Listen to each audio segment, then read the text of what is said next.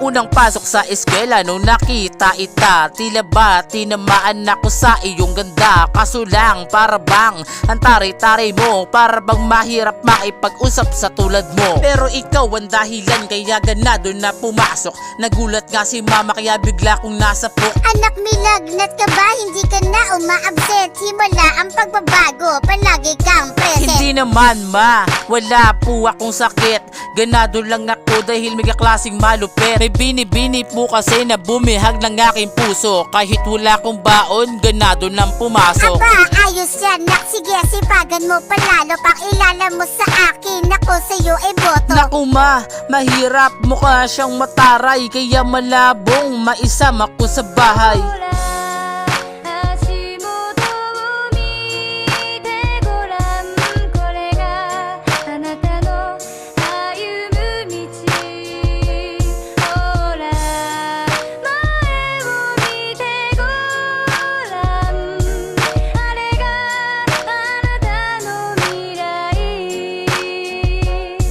Makalipas na lamang ang 2 taon, naging kaibigan ko na siya kaya mas lalong bumaon. Ang pagtingin ko sa kanya mas lalong lumala, kaya mas lalong ginanahan na pumasok sa eskwela. Iniwasan ng barkada, hindi na nga maaya, hindi na rin na sumasama kahit sa nagala. Kaya mas lalong natuwa ang aking mama, nang dahil sa iyo nagbago ang aking tadhana.